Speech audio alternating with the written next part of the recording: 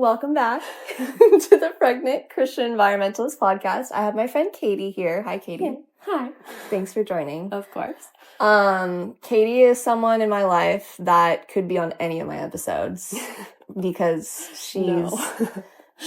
I think you really have been my number one text person go to. I love that. Yeah. Ask me anything. I'm an open book. Yeah, you're a wealth of knowledge. But this one is about cloth diapers. Yes. I'm so excited. I don't know diapers. much. I've just been waiting for this to ask you everything. And so far, I probably have every style of cloth diapers in my closet right now. Yay. But just a couple of each. Okay. So I don't know how I'm going to maybe try it out, choose my favorite, then buy more when baby comes. That's really good. Yeah, but we'll chat about it and I'll see what your favorite is. Yeah. So many questions. But I wanted to start off with saying some fun facts about diapers. Yes, I want to know what you read. Yes. The craziest thing to me is how many people in my personal life, I had no idea before, used cloth diapers or are currently using them. I, my whole life, thought absolutely nobody does. Like, I didn't even know this was still a thing. Really? Yeah. Now I'm asking and everyone's like, yeah, of course I used cloth diapers. It's so easy. I feel like I found the opposite a little bit. Really? Like, it was when I first started out, I knew like maybe one or two people that did, or like my mom cloth diapered me and like my siblings. And so I was like, but things are so different now compared to like what their like setup and routine were. So it's like they weren't really a whole lot of wealth of knowledge. So I feel like I've learned a lot of this through trial and error of like and just research of my own. So it's cool that you found like so many people that it might be my realm, you know, it might be like people online that I follow, but no, in my personal life too, there's been more, and it's kind of where we live, you know. That's true. And not just because we're trying to save money, but being as frugal as natural possible. living. Yeah. Oh, I was going to say 95% of America, I guess, uses disposable. Yeah. But 5%, that's pretty good. Yeah, that's pretty good. Okay, so disposable diapers take at least 500 years to decompose. Yep. I thought it'd be more, actually, because they always say plastic doesn't go away. So I feel like even after 500 years, the little microplastics are going to be on Earth. Makes sense. Yeah. Disposable diapers in the U.S. cost about 29 cents each. So families will spend around $70 per month on diapers. So per child, through $2,000 in 2 years. But we were just talking about this. Sometimes you don't potty train until 2.5 years or even 3. So that would increase how much you spend on diapers per child. And those numbers are for generic brands. So you will be spending about $3,000 if you get more chemical-free diaper options. I found they're all different, but they're about 50 to 60 cents each for the healthier brands. Yeah. Yeah. So babies will use about 6,000 diapers in the first 2 years of their life. It's so many diapers. It's crazy. So crazy. 1 out of 3 mothers they find cut back on basic essentials to afford diapers for their children. Disposable diapers are the 3rd largest single consumer item in landfills. Oh my gosh. I have a hard time believing that. Like, how did they even come up with that? But it's a lot. So either way, if that's true or not, it's a lot of diapers. Which they say is around 3.6 million tons of disposable diapers waste will end up in landfills. Up to 200,000 trees are lost each year to make disposable diapers for babies. That's why we love bamboo disposables, because that's a lot easier to grow than a tree. But and cloth diapers use 2.3 times less water. A lot of people don't think about how much water goes into manufacturing things. Oh, and then fun fact, disposable diapers were invented in 1948 by Johnson & Johnson. Thought that was interesting. I didn't know that. Yeah, 1948. So, love Johnson & Johnson. So, to me, personally, where I'm at right now, I think even me, as such a budgeter, I still would need more than just saving money to switch to cloth diapers. Because let's be honest, it sounds way easier to do disposable. Yeah. Though some of my mom friends are saying it's not that hard to do cloth. But to me, the biggest things are the environmental facts, for sure, and the health. Yep. So the health is really what's getting me for baby. I want my baby to be wrapped in the healthiest option. What can be found in disposable diapers? Well, there are sometimes dioxins, fragrances, chlorine, phthalates, VOCs, bleach, lotions, which are normally petrolatum. I don't know if I said that right, or vegetable oils, and dyes in regular diapers. Another interesting thing I found is the adhesives don't have to be disclosed, like what's made. Yeah, like what they're made out of. Katie was showing me we'll link this if you guys are like, no, I have to do disposables for sure. Then we will link something just to check on brands. Yeah. And see, okay, what am I comfortable with my baby wearing their first 2 years of life? Yeah. What to look for, which brands that are healthier are actually healthier. And this even talked about like regulations. So if it's manufactured in a different country, can you trust it? Things like that. So we'll let you guys do your own research on that. I actually am going to research on that later. We're just talking about cloth diapers right now. So that is my biggest motivation to do cloth diapering. What's also been really blowing my mind is that people have switched from disposables to reusables and loved it. To me, it's like, oh, we can adapt to anything. If it was the only thing I ever tried, I don't even know how easy disposables are, so I didn't have to think about it. But no, I've read people write blogs and they say, no, I did disposables and actually preferred cloth diapers. So that to me is really cool. That's awesome. Yeah, so that's possible. But I do just think like we're so adaptable. I mean, we've all lived with luxuries and had to give them up, and you just adapt. I didn't tell you this, but I got some recordings of moms just giving one tip. So yes. Yeah, even though you're going to give the spiel, but we'll just insert those here. It's basically a few moms online that told me that they use cloth diapers. So I asked them to send a video just saying a tip. But most of those moms were too camera shy. So I actually got maybe like 40 messages of moms saying that they did and they love it. But when I asked them to make a video, they're like, heck no. So I think I got like 3 online ones, but a few in our community too. Yeah. So we'll insert that here. I know, it's really cute. So insert and then we'll be back. My name is Katie, and I am a missionary, I'm a midwife, and I'm a mom. We live full-time in Haiti, and we love cloth diapering our baby. Not only is it so accessible for us living in a foreign country, but it also is so great for the environment and for our baby. One of my biggest tips for new moms that might be trying out cloth diapering for the first time is to try a bunch of different brands and a bunch of different kinds. Facebook Marketplace and Facebook buy-sell trade groups are a great option to get your hands on different kinds of diapers. Buy a couple different types. Don't lock yourself in too early.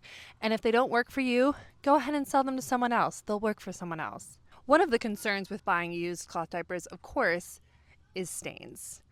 But stains are just stains. It doesn't mean your cloth diapers are dirty, especially if you're washing them correctly. However, when it does come to getting out stains, the sun is going to be your best friend. All right, so my top tip for cloth diapering would be to strip your diapers regularly, and a schedule that worked with me and that was easy to remember was every 3 months. So that takes off any buildup and keeps your diapers fresh and in good shape, and then babies from getting irritated from anything that might be lingering. I've tried all the cloth diapers with my 2 kids, and as a super busy mom, my favorite were the all-in-ones. It's a little more expensive up front, but the ease of it all being together and it fitting their little bodies well when they're learning how to crawl and walk. And I would bring a waterproof bag with me during the day and then just kind of like dump it all out into the washer with the bag. And then at home, I had a diaper pail with the same type of like waterproof reusable bag in it. And I just put the whole thing in there. And then at night, I would use the liners that diapered with the waterproof cover. And I just felt like those were the best leak-proof ones for at nighttime. And then the all-in-ones were the best throughout the day. So I've cloth diapered with 3 kids for the last My oldest is almost 9 now. Most of the diapers I have used with all 3 kids. With my last child, who's now 3, I did have to buy some new ones, but still was able to use, like, these are literally 9 years old and still usable. Once they're done, I can cut these out and still use them as rags for things. And they're so clean. Look at this, 9 years and no stains. I had 2 diaper bags that were gifted to me. So I used one with all of the clean diapers folded up. The second one is for clean laundry coming out of the dryer. And then for travel, because if I'm going somewhere, I can unload into the clean one and take what I need. I had 3 or 4 wet bags. I only have 1 right now because we still use our wet bags for other things. Snap diapers are way better than Velcro because the Velcro gets ruined through the wash and things. For wash, I pretty much waited until these bags were completely jam-packed full. But if I was home and had time, I might do the first wash every evening at night, just with borax and a mix of washing soda, or maybe add in some cast iron soap to help with the smell if some of them were bad. After having sprayed it, there's like hoses you can buy to attach to the back of your toilet to spray it off in your toilet. I didn't attach mine, so I would dump the poop in the toilet, spray it down in the shower, put it in a wet bag, ready to go. And then I did the first wash on hot, and then the second wash I would do on cold with a splash of cleaning vinegar. And once a week, sun bleach everything. And all of my diapers are still ready for the next kid. These ones are really great for at night, the inserts, because this fabric they can't feel if they wet at night. And through cloth diapering, all of my kids were potty trained pretty much by the time they could walk. My tip for cloth diapering is to shoot for 6 months, because for the first 6 months of breastfeeding, it's water soluble. Just throw it in your diaper pail like a regular diaper and throw it in the wash. Super easy. And we're back. So, Katie, Yes. you get the mic now. Oh, goodness. I had to ask, you had the coolest second home birth.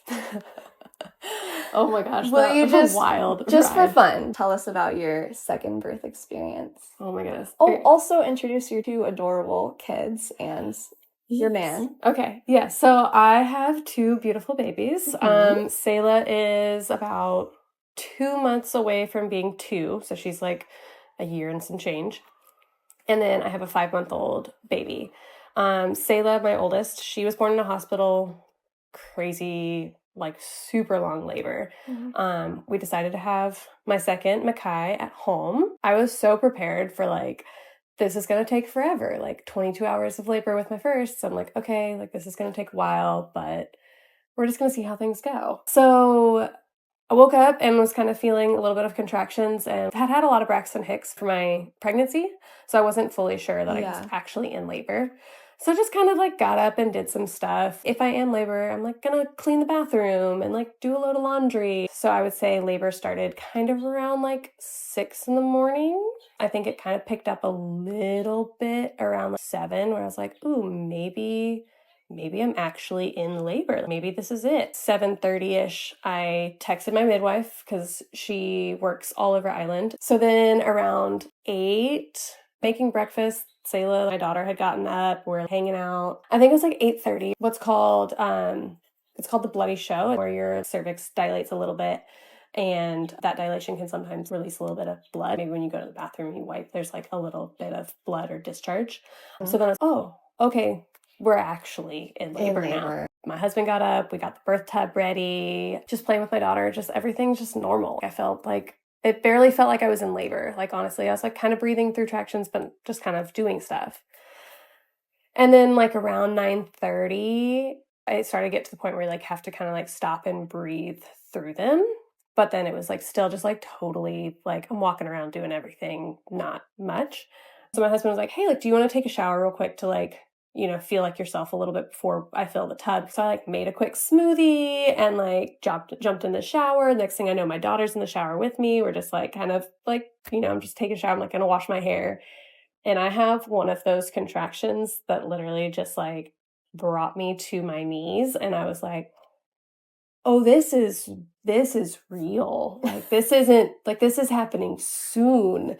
Midwife's not even on her way. And I thought I had hours to go. And so we quickly call the midwife. We're on the phone with her and she's like, okay, I'm on my way.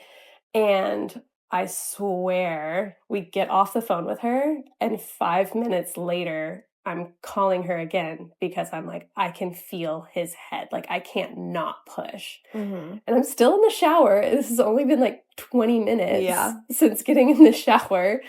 And my husband, I don't even know that he does this.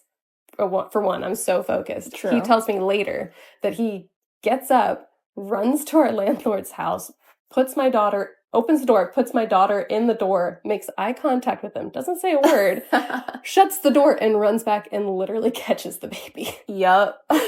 And so it was like an hour of like active labor to like, I'm in the shower holding my baby. We just remember sitting there being like, oh my gosh, I just had a free birth.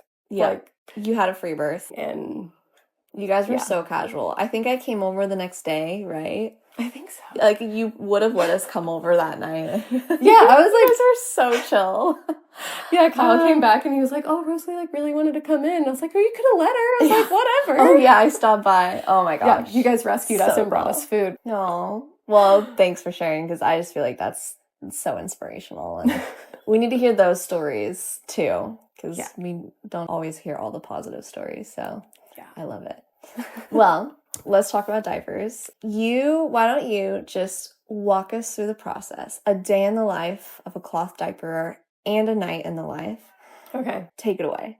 Okay, so day in the life of cloth diapers. There are so many different types of like cloth diapers, but for me specifically, I use two different methods. I like the pocket diapers and the flat diapers. Pocket diapers are pretty easy where you just like stuff the insert, whatever insert you have inside the pocket, and it's like sewn in there. So it keeps everything like in the little spot. And those are the most, I would say, like disposables, especially if you like do laundry and you stuff them all, you have like a stack of them. So when you go to change baby, like, oh, okay, I'm just going to grab one, and you just switch the whole diaper out. So I would switch the diaper out, get baby all changed, literally pretty much just like a disposable. You change them. I would say you change maybe more frequently with cloth diapers because there's only so much absorbency that can be soaked up. So depending on what method you use, you might have to switch diapers a little bit sooner. Mm-hmm. So I try to change at least every 2 hours or earlier, which sometimes you can kind of tell depending on the diaper. And then when I take the diaper off, I go into my bathroom and I have a laundry basket that has it's called a wet bag. And it's pretty much just like a water resistant fabric that I put over a like big laundry basket that's open because you want airflow in the diapers to help with like the smell. So I take the insert out and I lay them like around the edge of the laundry basket just until they kind of dry a little bit. And then I flop them back into the laundry basket like later, like in the evening or the next morning when they've kind of dried out. And you wash about every 2 to 3 days is recommended. So like a wash routine for me, which it can look different for everybody depending on where you live, what your system is. Like, do you have a dryer? Some people might not even have washers. You can fully cloth diaper if you're living off grid too. True. Like there's so many methods for doing it. And so it's cool. as long as you're not afraid to get your hands a little dirty, I will say that.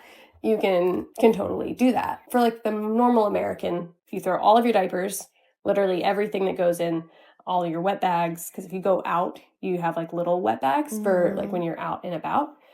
Everything that's like diaper related goes in the washer, and you do like a regular cycle with not a regular amount of detergent, but like a little bit less than a regular amount. And you run a normal cycle with maybe like one extra rinse. And it can be like a cold water. I do a cold water first because I just like try to save on energy and propane and stuff like that for hot water. Do that. That's the first wash cycle. So then once that's done, you'll do a second wash cycle, which will be hot water. So I will do like half the detergent, and I'll actually personally, I throw in my baby's clothes with the second load because the first load kind of like gets rid of all like the poop and stuff, which I'll say this. If your baby is fully breastfed, all of their poops is water soluble. So you don't have to spray anything out or clean anything prior, as long as they're only breastfed. Once they start either formula or solids, you have to spray those poops out to get all like the solids. If they poop, you'll hang it over the toilet. And there's a few different methods. You can use like a sprayer gun that like attaches to your toilet. Yes, we got one of those already. Okay. Yeah, and you have one, right? I had one, and then I put in a bidet, and so I don't have that, and so I use the bidet. No way. Kind of. But I personally, even with the like sprayer that I had before, like I had this whole like shield thing, and I just felt like it just constantly felt like it was splattering everywhere, and that kind of grossed me out. But that's just me personally. I know a lot of people love the sprayers. I use the like dunk and swish method, which is literally I just take the insert or the stuff, and I literally just like dunk it in the toilet and like swish it around a little bit, and can knock majority of the stuff off. It's a little bit more like you have to be okay to get your hands kind of gross a little bit, but I feel like it's, maybe that's just me, where it's like the spraying, I just always felt like I was spraying everything. And they make the little backsplash things for your toilet. They do. But you have to put that on every time, right? So you take that on and off. Yeah. Which normally they had like a little stand or something next to your toilet. Yeah. So you just kind of throw that on, use it to try and catch, but who knows if there's more getting out of that. Okay. Which I know a lot of people really love them. Yes. And I have used that for like a while. But it just kind of depends on different preferences. Yeah. We're now talking about once they're eating solids. Yes. Not breastfeeding. Or I read if they are formula fed. Yep. Not water soluble. Not water soluble. So those you have to formula or solids, then that's when you're pre-spraying it. Pre-spraying it. Yeah. Where breastfed or if it's just shishi, yes, you can just put it in the basket, correct? Correct. Yeah. One of my questions was, at that point, how often can you just kind of turn it upside down and shake it a little? It just depends on depends on what they your ate. kids consist. Yeah. And one thing is like if all of that were to super like gross somebody out and they don't want to deal with any of that part of it, they make cloth diaper liners. Yes. So it's like literally it's like a sheet of like tissue paper almost that you lay on the diaper before you put the baby on or put it on the baby, and then you literally they make flushable ones and they make non-flushable ones. So you literally just like baby goes to the bathroom, they make doo-doo, you just take that little piece out and throw that.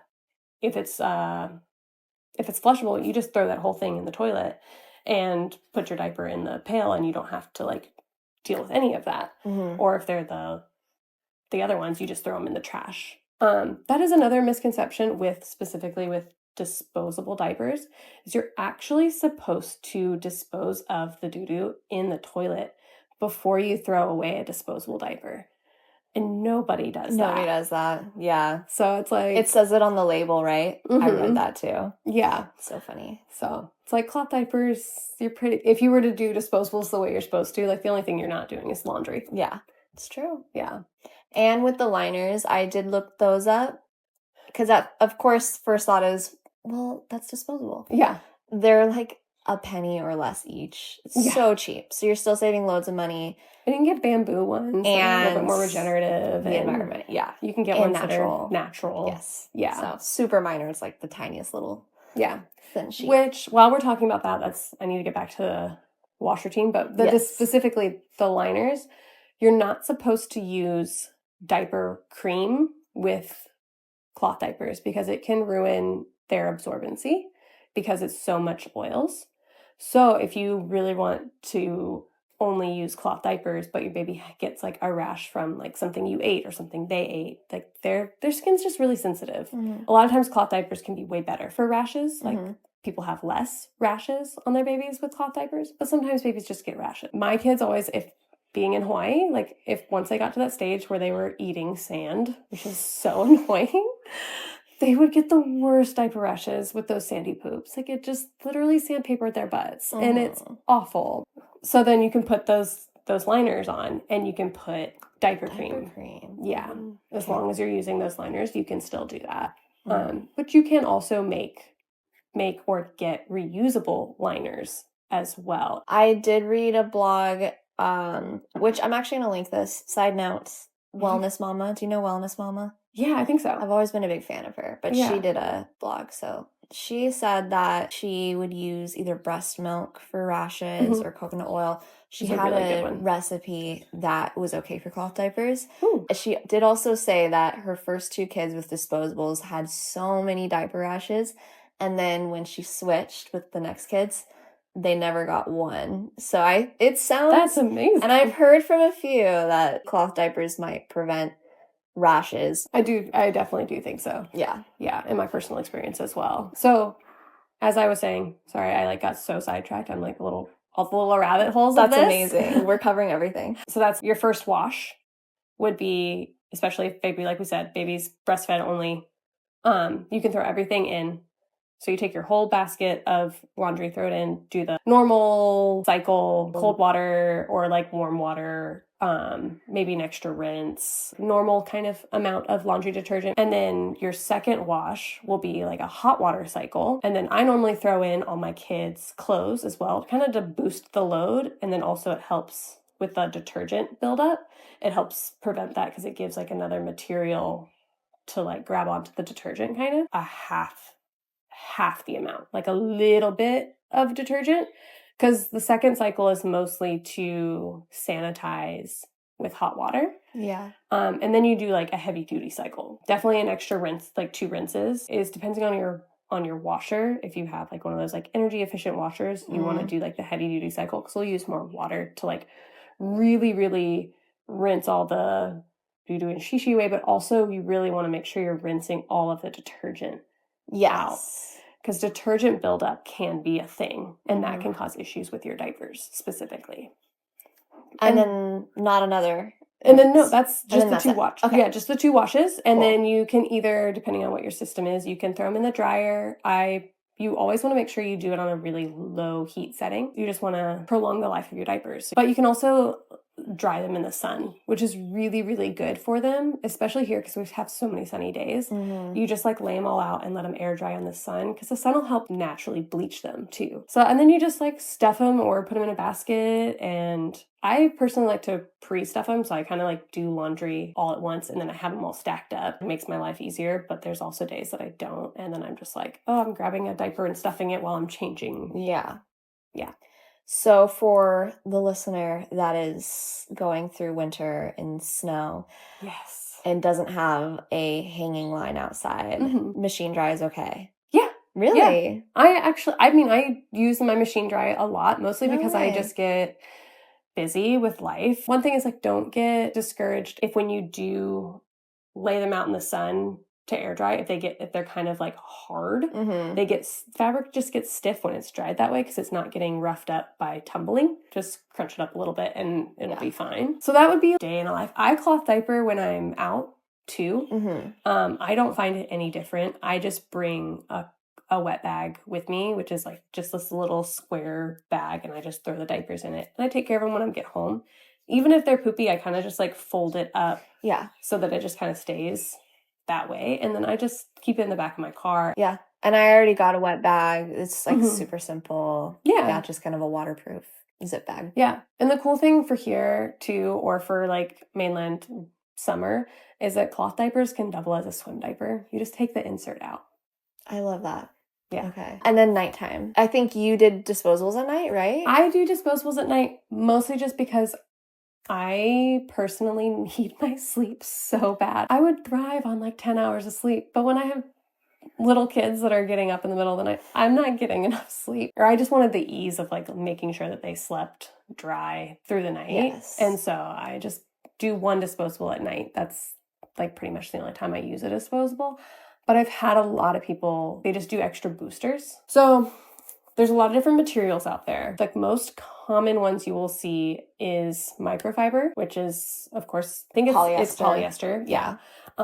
It absorbs the fastest. And then there is bamboo, which is kind of the middle ground for absorbency and quickness of absorbency. And then there's hemp, which hemp absorbs the most, but the slowest. Yeah. And then there's cotton. So a lot of times, a lot of those like bamboo and hemp will also be a mix of cotton. So a lot of people will have whatever insert they have, and then for night, they'll add a hemp booster because it absorbs so much that they'll double up on those inserts for their nighttime. I still did cloth diapers for naps. It was just nighttime that I just didn't have the energy. One disposable for me was totally okay with in my head. 1 versus 9 or 10 a day. Yeah. Yeah, it just goes to show everyone's so different with preference, but also just your sleeping patterns and how well have you been sleeping? How many kids do you have right now? Yeah, there's just so many moving parts. I wish someone could just tell me exactly what to do and exactly what diaper to buy, but everyone's so different. Options. And your laundry situation, your house, so it makes sense. Which for that, like we were talking about earlier, like there's so many different types of diapers. So like you can really customize it to fit your preference or your budget is a huge thing. So a lot of people are like, oh my gosh, cloth diapers are so expensive. And I'm like, they really are, but there's also so many options that are super affordable. Let's talk about that. Okay. So you actually brought some. You can show me to help explain, but also some people are just listening and not watching. So, but I wrote them down actually. But you actually told me of a few that I didn't write down. So fill in the gaps. Yeah. But there's flats and pre-folds. And then there's fitted diaper styles, pocket style, all-in-ones. You said there's also 2-in-1s. Yeah, all-in-2s, or I think they say all-in-2 is what they call it. Yeah. Yeah. Oh, sorry. No, you're good. 2-in-1. All-in-2s. All-in-2s. Yes. And that's all I wrote down. Are there any others? I think that's it. So do you want to explain the ones you brought? You brought most all of those. Yeah. So I guess I would say my 2 favorite is the pocket is probably the most commonly used one, I would think. At least on like the groups, like the mom groups that I'm in that do cloth diapers, like most of the things are pockets. So it's literally just, it's a shell or a cover that has a sewn in like liner and then a pocket opening at the normally at the back of the diaper where you will insert the absorbency part. So there's the cover and the absorbency. And that's like all diapers are going to have those 2 components. It's kind of just like how they're sewn or how they work together. These ones specifically are sewn to have a double gusset, which the gusset is like the scrunchy part that goes like around their legs. Nice. So there's 2 of these parts. That looks really fancy. I love these. The only thing I would say about this specific brand is these are the Rumperoos. This specifically, they kind of run small. So that's the only thing that I've noticed with this specific brand. I do know they just reformulated, or I think they adjusted for that if somebody was looking at that specific brand. So yeah, these are the pockets. And then wait, question. Yep. Why would you want the insert into the pocket when all-in-ones exist? 2 different things. All-in-ones, because of the way that you have to, they still kind of fold a little bit because like, there's different flaps on the inside to make them absorbent. The way they're sewn sometimes for spraying them off can be a little difficult. They kind of just like instantly just fall in the toilet. And also they take a really, really long time to dry because it's all... You can't separate out the pieces. Yeah. Okay. So that can be another part. But I do know people that love them because those would also be very similar to disposables because they're just like, here's your diaper. Yeah. They don't have to fold anything. They don't have to stuff anything. They just throw them in the wash, take them out. Once they're dry, they just literally put them back on baby. So they're very convenient. I don't quote me on this, but I think they're one of the most expensive. I read that. Yes. Yeah. I got so if cost isn't an issue. Assemblies. Okay. Heard great things. Those are all-in-ones, I believe. Assemblies are fitted. Pocket? Oh, fitted. Yes. Well, let's talk about fitted then. Okay. What's a fitted? So a fitted diaper, it looks just like a regular diaper. It's sewn to be a specific size. Normally, they go up in sizes, just like a disposable, you have to go up in sizes, where like some of the other ones can range from like 7 to 35 pounds. Because of all the snaps. They're super adjustable. They're super, super adjustable. Where a fitted, you have this sewn piece that looks like a diaper, and then you put that on baby, and then you put a cover over the top. Yeah. So that's way more expensive because you have to buy all the sizes. Yeah. So that can get pretty pricey. Some people really love those. They might be easier, but cost effective wise, they're more expensive because you're buying multiple sets of diapers. Got it. Okay. Yeah. And you generally need, if you need 2 to 3 days, that's like 20 diapers maybe plus. Like 24 diapers would be the perfect number to own. Yeah. So it's like if you're buying that multiple sets, like that can get pretty pricey. So with reusables, you can do the whole one piece. What is this called? A flat? This is a flat. Yeah. A flat. You can do the flat. You can actually, what I was reading, get everything you need for $100 for the baby's life. But that can go, or less, I would say. Yeah, for just some cotton muslin wraps. Yeah. Or it can get up to, it can get up to anything. But on average, maybe $500 for those pricier ones for the baby's whole life. So you're still saving a ton of money. Yeah. In comparison to disposables. And a lot of people in the community, in like the cloth diaper community, a lot of people are totally fine with doing secondhand diapers. Yep, that's all I have. You can get them really cheap. Like, and you do like a strip and a sanitize, which like a stripping a diaper is like you're pretty much pulling out all the like extra minerals that are built up and it's used for if you're having an issue with your diapers, or if you have an unknown wash routine. So like you buy secondhand diapers, you instantly want to strip and then sanitize. And there's all different ways to do that. And you could resell them after too. So cost efficient. They do hold value, most diapers. As long as the elastic is still intact, which I've known people that have replaced the elastic on diapers to make them last more kids. Yeah. It's like all my diapers have already cloth diapered 2 kids.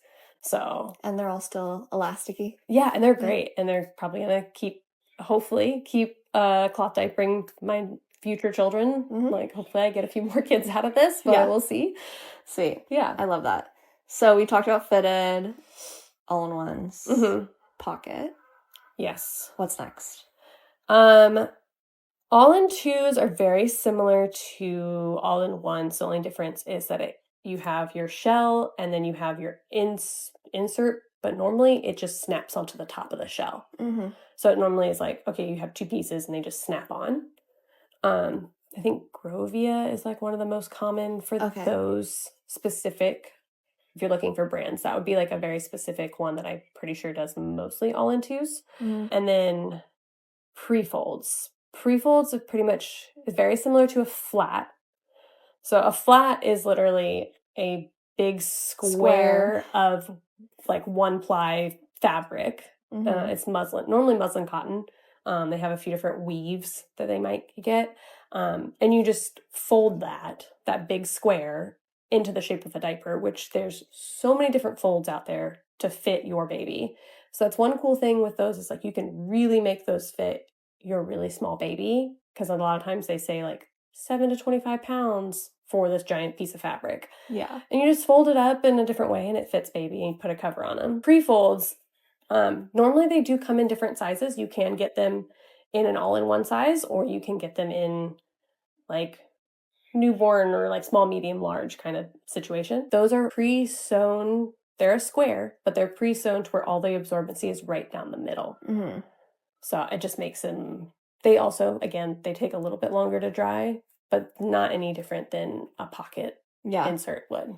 So it's that much quicker and they to fold. Yeah. Yeah. And they are a little bit cheaper than pocket diapers. And the cool thing with flats or pre-folds or anything that's using a separate cover is that if baby only shishis, you only need to change out the insert part. You don't need a new cover. So you can get away with maybe only owning like 3 to 5 covers, because it's only if it gets doo-doo on it do you need to change the cover. Yeah, that's amazing. And I've been surprised how many people do the pre-folds and the flats. And that's what you said. And like, I thought that was the most ancient thing I'd ever heard. Yeah. And lo and behold, maybe half the moms or more I've talked to are doing it that way. Oh. Yeah, with the covers. I like that. Which the covers, I've actually done an episode about materials, polyester, microfiber, shedding, microplastics. Yep. So that just appeals to me because that sounds very plastic free. You got the folds and then the covers. I have some wool covers already, which I'm stoked about. I can't wait to hear your opinion on those because I have looked into them so much. Because I started doing all this like way before I knew about all the issues with like polyester and it's all new to me too too. And all that. And so I'm like, dang it, like I have all these diapers I don't know. But I just naturally went to like the the flats and the covers, but I'm like interested in the wool wool covers too because I'm like, man, like that would switch everything of just and that way too. It's like if somebody is wanting to be specifically very all natural fibers and also wanting to be very cost effective, like that's you only need a few wool covers and you can actually get ones that are made out of like wool sweaters. Like I've seen people make their own out of wool sweaters and just lanolize them. Yeah. And then you can get organic cotton. Like all of my flats are organic cotton flats. And I think it was like $34, $35 for a pack of 12. So affordable. Yeah. Yeah. I'm excited to try it. And yes, you lanolize them. So when I got these wool covers, it came with the lanolin, right? Yeah. I have no idea how to even do it. But I think I watched a video. It looked pretty simple. It's just like a coating, right? On the wool. And you don't think you have to do it all the time. No. It's only like if you have to like really deep wash them or something. Yeah. Which like wool is such a like a what's the word? Like antimicrobial. I was just gonna say that. Material. That's so like cool. Because polyester is not, it's the opposite of antimicrobial. It will start to smell when it's wet and stuff. So, and most of those brands are going to be polyester. Yeah, unfortunately. So we'll see with this new movement of all natural materials. New, I'm saying, because of course it's an old old thing that's the grandparents would be like, really new, going away from plastic. But it really does feel like a movement right now. And I'm seeing people switch to the polyester-free diapers. But one thing for the non-natural material outsides, these covers, there's two different materials that they are normally made of. And you can look. So they're all polyester, they are. But there's a difference between, let me make sure I get this acronym correct. There's TPU and there's PUL. So the TPU is they are taking the like water-resistant liner part. When they fuse it together, they're using heat to fuse it together, where PUL is using chemicals. So that can be if somebody is like, I'm sorry, all I have the time for and energy for is the regular outside covers. If they want to be just slightly more natural on that side, they could go for TPUs instead of PUL. Okay. Yeah. Okay. Which is like, that is a little option. Yeah, so it's a little bit better. It's a little bit better, cleaner for not only the environment and for your baby. Even though it is still polyester, it is still plastic, but it's just the manufacturing process is different. Yeah, and I always say the more little efforts of getting something a bit better, the more you're positively impacting your baby's health. Even if you can't go 100% all natural wool and organic cotton, like just the little improvements do make a difference. So very much so. I love that. And then, so you mentioned some brands, but there's so many brands, right? There are so They even sell many. them at Walmart. They do? Yeah. There's cloth diapers at Walmart. Isn't that crazy? Way to go, Walmart. Yeah. I wasn't surprised by that. I know. So there's a million brands out there. So would you be able to say like maybe your top 3 in your opinion, or? I haven't used a whole lot of different brands. And most moms go with one, right? So they can't really compare. So that can be something if you are... I've seen people do it both ways, where I've seen people buy all the same brand, and that's what they decided. They hadn't tried anything else. They stuck with that, and they loved it, and that was it. But you can also like buy one or two from like a few different brands, try them out, and then see which ones you like or which method you prefer. Because it's like, if I had known now that I prefer the flats and covers, I wouldn't have spent the like almost $400 on all the other pocket diapers that I have. But I will say that most people, there's a few different ones, but I know Bum Genius is one of the like top ones. I see it a lot. A lot of people are really loving Assembly, but like we said, it is like probably one of the more pricey. If you're looking for specifically just flats and pre-folds and stuff like that and covers, Green Mountain diapers, they're like a really huge one. I have the Oh So Cozy. They're no chlorine. They're 100% organic cotton. And then I got some covers. The covers are not as important, but it's mostly the absorbency part that's like going to keep you from having leaks. That makes sense. One little tangent or side note is I personally notice way less blowouts with cloth diapers. I swear all my like just poop everywhere blowouts are always in disposables. That's what I read. Yeah. Totally. Like way less leaking and blowouts. Blows my mind. So cool.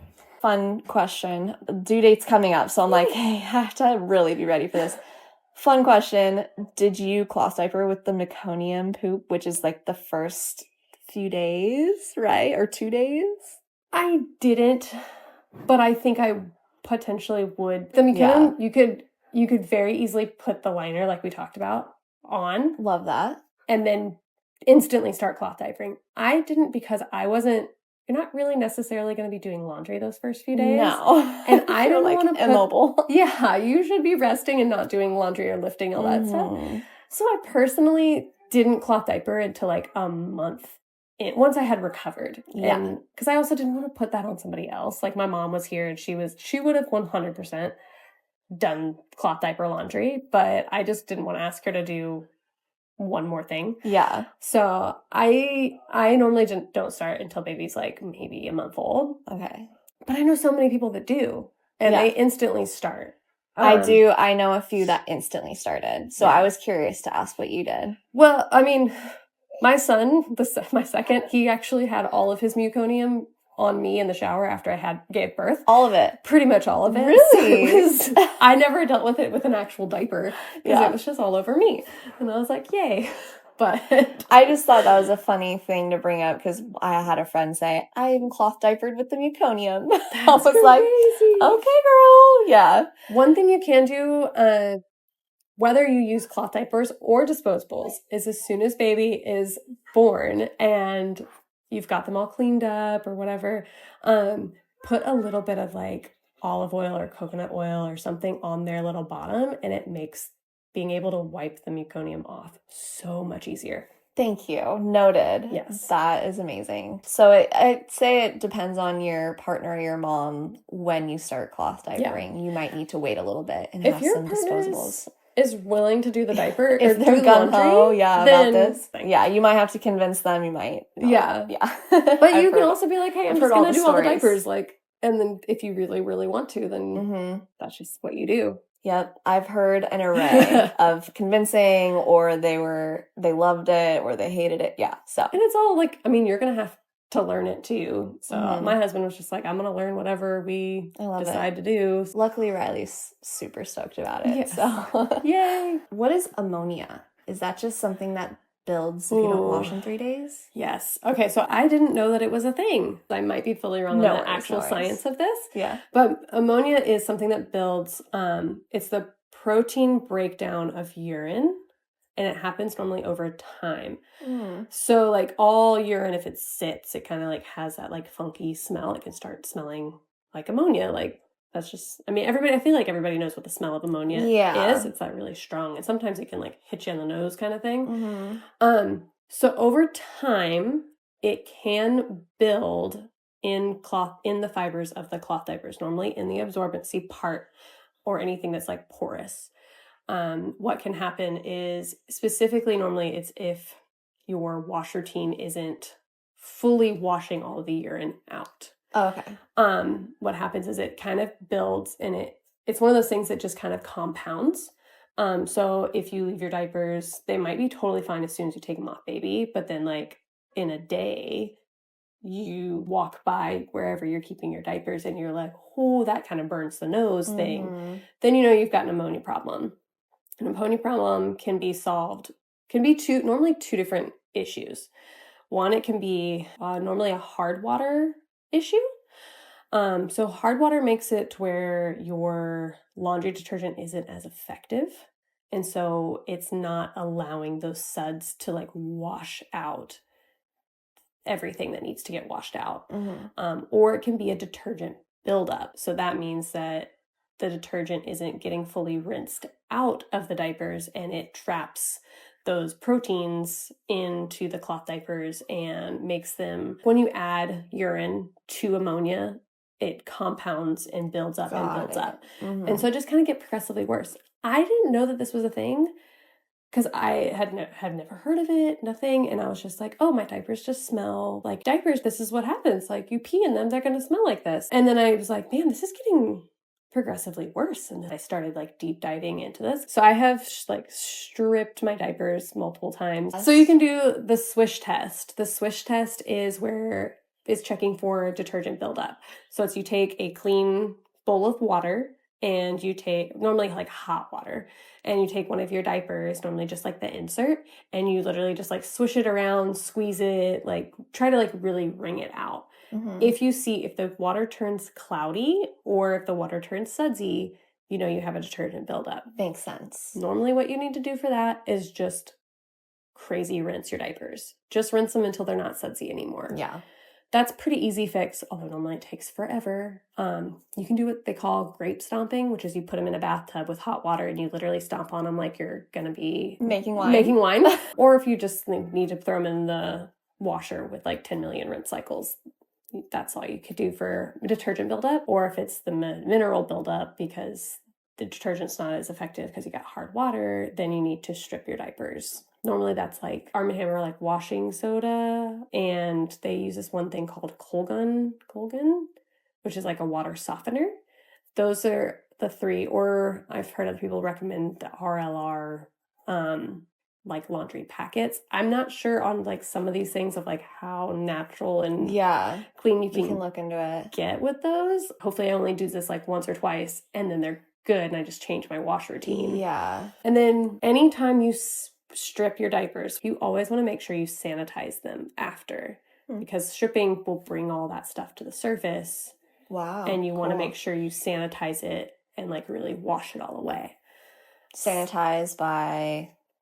A lot of people do bleach, but I know that we're trying like avoiding bleach. I bleached my diapers one time and I was like, why did I ever do that? Because it smelled after or just because it took a while to get, because it's bleach. Yeah. And one time it did smell for like a little while, but I just like kept washing it to wash it out. But then I was like, man, like I pay attention to like the totally chlorine free diapers and I bought cloth diapers for this and I'm like, no. And so then I did a little bit. One of the ones that's recommended is actually hydrogen peroxide. Do a soak. I think it's only like 30 minutes. It's like hydrogen peroxide and something else. I can't remember.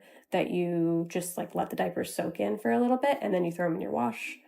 Or you can add it to your washing machine. So hopefully you don't have to do that like once or twice. Yeah. And stripping your diapers should be only a thing that you do for a problem solving issue. It's not something you should do regularly. Because that'll just wear out the materials. So do you have a favorite laundry detergent then? Oh my gosh. I know that's a whole, I don't even have a favorite.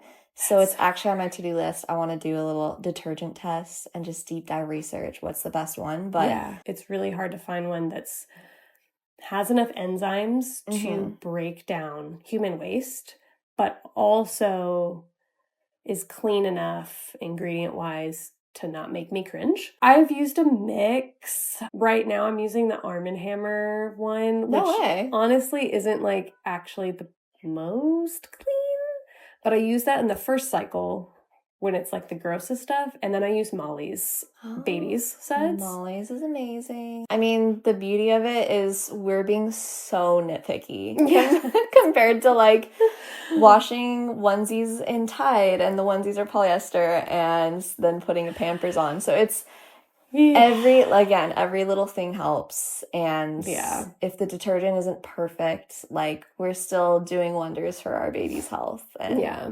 I've heard some people love like pretty much just baking soda, and I'm like, how does... Wild. Really? One thing I will say is everyone will say don't soak them. But I've also read that like if you are dealing with an issue like with an ammonia, you can intermittent. If you do a treatment, you do have to soak them for a few hours. So it's more like don't store them soaking. Yeah. Yeah. I've heard some people do that, but it's not recommended. Just because it wears out the material. Yeah. If you're looking for longevity. Well, that's all my questions. Really? That's amazing. Yes. Yeah. I think if there's any other little things that I was like, oh my gosh. I will say that one thing can be very important is to test your water's hardness. That's one thing I didn't do, and I think that's one of the reasons why I had an ammonia buildup. Test it. You just know in the beginning how you need to adjust your wash cycle. Because some things could be like, oh, you need to add something to like soften your water. Or if you own your home and you can add a water softener. The tablets. Mm-hmm. Yeah. Cool. Yeah. So that's a good thing to potentially look into. Sweet. Yeah. I think last thing I'd want to add is I feel like I mentioned the health benefits of this too briefly, but that really is my number one motivation, and the environment. Like, those stats just blow my mind with how many diapers the world is using. Yeah, I just have been loving this movement in my life personally of just going back to simplicity, because we're so sick of new studies being done, new articles coming out. Oh, it turns out this one ingredient in this convenience item is actually so bad for you. Yeah. So just to go back to the simplicity of a square of fabric and a cover made of wool, like, it's just, I don't know, even if there are some things that might take a little more time, just the beauty of that and knowing like what could go wrong with these 2 ingredients wrapped around my baby versus the 100 ingredient list on a diaper. So if you're still needing motivation, just look into that. There just aren't enough studies done on how these things are affecting our babies. So I would rather just go with the fewest ingredients possible and just go back to square one. I'm on that boat. Yeah. I love it. So, well, thanks for joining. Of course. This was amazing. You Thanks really for having answered me. all my questions without me I was like asking most of them. You're an expert now. I can't wait to be an expert because I'm going to try, I think, like 5 or 6 different brands. I can't wait to hear your opinions. So it'll be interesting to try all the styles, but that will be in the future. So for now, I feel much more equipped. Thank you. And if you guys have questions, comments, message, email, and I could ask Katie for her answer and shoot it your way. So please feel free. And thanks for listening, guys. Hi, I am Andrea from Merino Mama, and my tip for cloth diapering is to use all natural fibers. Wool covers are something that people are almost always so intimidated by, but it's so much easier than you think, and once you start it, you almost never go back. Normally, when people enter the world of cloth diapering, they begin with plastic covers and pocket diapers, and they build up really big stashes and fun, cute prints. But they often don't last long before they start running into issues with things like shot elastics, delamination, and compression leaks. Now, wool is a natural fiber that actually gets better over time because as your baby and toddler wears it, it's going to begin to felt. And felting is what is going to make it more waterproof, or as we call it in the wool community, bulletproof to leaks. Now, wool covers are so great for many reasons. One of them being you only need 4 covers for full-time use, 2 for daytime and 2 for nighttime. We make longies, which are pants, and shorties. And we make them in different layers of wool. So you can have them made in 1, 2, or 3 layers of wool. People normally choose 1 or 2 for daytime, and then we recommend 3 layers of wool in our nighttime rise for overnight use. Now, the great thing about these is you don't have to go through the nightmare of trying to find pants that fit over your baby's giant fluffy bum, because trust me, most pants will not work. Give wool a try. Your baby and the environment will thank you. If you need help, resources, tips, we offer all of that on our Instagram page, Merino Mama. Good luck. Hello, I'm Kayanna. I'm a 23-year-old first-time mom to this little guy. And this is about everything we use, minus 10 cloth diapers in the wash, to potty him and diaper him. I have 10 flat diapers that I fold after washing and drying. I have 6 cloth diapers from Assembly. When we're out and about, I just carry around a plastic bag to put wet diapers in. And I also have these diaper covers from Assembly. And I have 1 pack of size 1s. For elimination communication, I have this giant mug that I thrifted that I planned on getting a tiny toilet or tiny undies potty, but this works just fine and I don't think we're gonna change it. About 80% of the time he's wearing cloth like he is right now. Whenever we go on car trips or just out and about, it's much more convenient to put him in a disposable. And honestly, if we weren't doing elimination communication with cloth diapering, I don't think I would like cloth diapering because there's just so much to wash. But because we're regularly taking him to the potty, each cloth diaper has a longer wear time and we don't have to do as much laundry. People always congratulate us on how good of a baby he is, how not fussy he is. And I really think we can attribute that to EC because really a baby is crying for one of 4 reasons. They're hungry, they're tired, they want to be held, and they have to use the bathroom. And if we're taking him to the bathroom, like offering him the potty 25% of the time, then he stops crying right after that and he's good to go. He's not crying anymore, he's not fussing. And he's just a very content little baby. My best tip for mamas and diapers is no diapers. We're on an island. I raised my 2 little boys diaper free and they loved it and it's so good for the skin and you can just start teaching them early on and by the time they're 1, they're potty trained. So try it out. It's the best thing in the world. You don't need to wash anything. You don't need to buy anything. And their bum bums are always clean and happy.